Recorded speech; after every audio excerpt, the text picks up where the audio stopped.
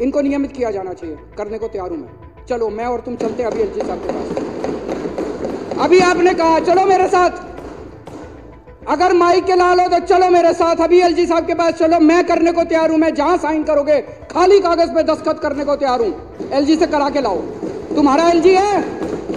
अध्यक्ष महोदय, मेरे को जब पता चला और सितंबर में, अगस्त और सितंबर में मैंने कागज देखे हैं, मंत्री जी ने, रेवेन्यू मिनिस्टर ने, फाइनेंस मिनिस्टर ने अधिकारियों के साथ मीटिंग्स ली, मिनट्स ऑफ मीटिंग है।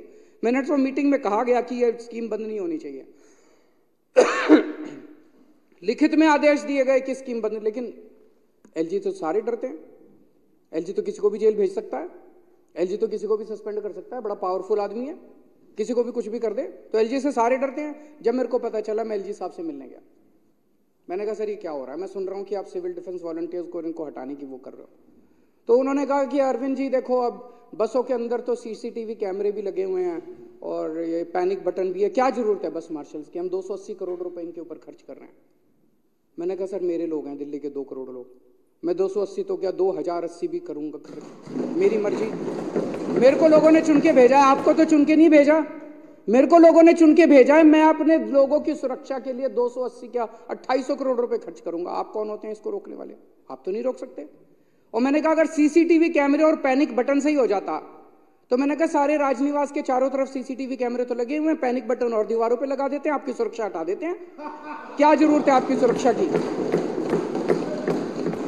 पूरी दिल्ली के अंदर तो सीसीटीवी कैमरे लगा ही दिए, पैनिक बटन और लगा देते हैं, हर खंबे के ऊपर दिल्ली पुलिस भंग कर देते हैं। क्या जरूरत है? अरे layers and layers of security होती है किसी भी समाज के अंदर सुरक्षा की। एक लेयर ऑफ सिक्योरिटी बसों के अंदर है सीसीटीवी कैमरे की, एक लेयर ऑफ है पैनिक बटन की, एक है बस मार्शल की। कोई किसी के सामने पैनिक बटन आया और उसको ध्यान आ गया, वो पैनिक बटन दबा देगा। बाद में अगर अपराध को जांच करने के लिए सीसीटीवी कैमरे की जरूरत पड़ी, सीसीटीवी कैमरा।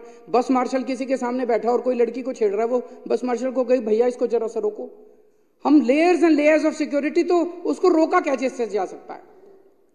तो उन्होंने कहा ठीक है मैं नहीं रुकने दूंगा, और फिर उन्होंने फाइल के ऊपर आदेश कर दिया कि इनको हटा दिया जाए। जिस दिन ये अखबार के अंदर छपा था, मेरे को याद है जिस दिन उन्होंने आदेश किया था, 2 दिन पहले अखबार के अंदर छप गया था कि एलजी साहब रोकने वाले। मैंने फोन किया एलजी को, सवेरे सवेरे उठ के 8 बजे मैंने फोन किया, सर ये अखबारों में मैं क्या पढ़ रहा हूँ, आपने मेरे को प्रॉमिस किया था कि आप इनको नहीं हटाओगे, आप क्यों हटा रहे हो इनको?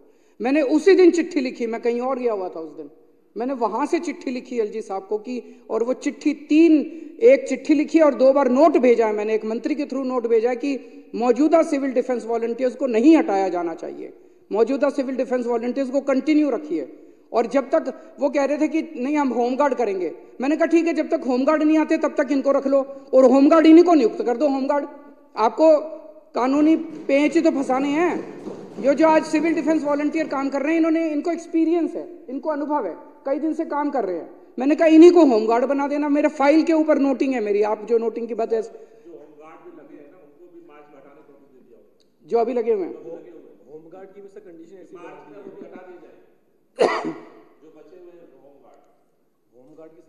और अब खुद हटा के बीजेपी वाले उनके धरने में जाके टेस्ट हुए अपने मगरमच्छ के आंसू बहा रहे हैं। शर्म आनी चाहिए आप लोग,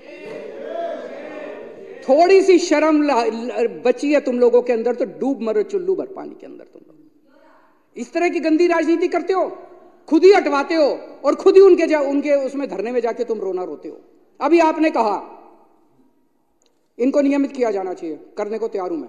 चलो मैं और तुम चलते हैं अभी एलजी साहब के पास। अभी आपने कहा चलो मेरे साथ, अगर माइक के लाल हो तो चलो मेरे साथ, अभी एलजी साहब के पास चलो, मैं करने को तैयार हूं। मैं जहां साइन करोगे खाली कागज पे दस्तखत करने को तैयार हूं।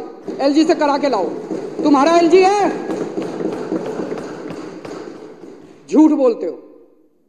जिस फाइल पे दस्तखत करने इनकी बहाली के लिए मैं अभी तैयार हूं, फाइल पे साइन करने के लिए, इनको नियमित करने के लिए मैं अभी तैयार हूं साइन करने के लिए।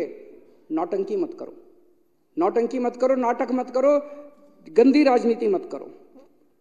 कल मेरे को एक चिट्ठी लिखी है एलजी साहब ने, मैं इनकी मांग का समर्थन करता हूं। मैंने बार बार एलजी साहब से 2 ही बात कही है और वो होनी चाहिए। मैं इसका भी समर्थन करता हूं कि एक तो ये जब तक बहाली नहीं होती नए लोगों की, इनको जारी रखा जाए, और दूसरा ये कि जब ये इनकी बहाली होगी तो इन्हीं लोगों को दूसरे होमगार्ड की तरह नियुक्त कर दिया जाए। मैंने एक हफ्ते पहले भी फोन किया एलजी साहब को, मैंने कहा जो तुमने अब ऐड निकाला है, इस ऐड में लिखा हुआ है, इस ऐड में इनको कोई वेटेज नहीं दिया हुआ पुराने वालों को। मैंने कहा सर आपने भी प्रॉमिस किया था, मैंने भी प्रॉमिस किया था कि इनको वेटेज दिया जाएगा, वेटेज क्यों नहीं दिया?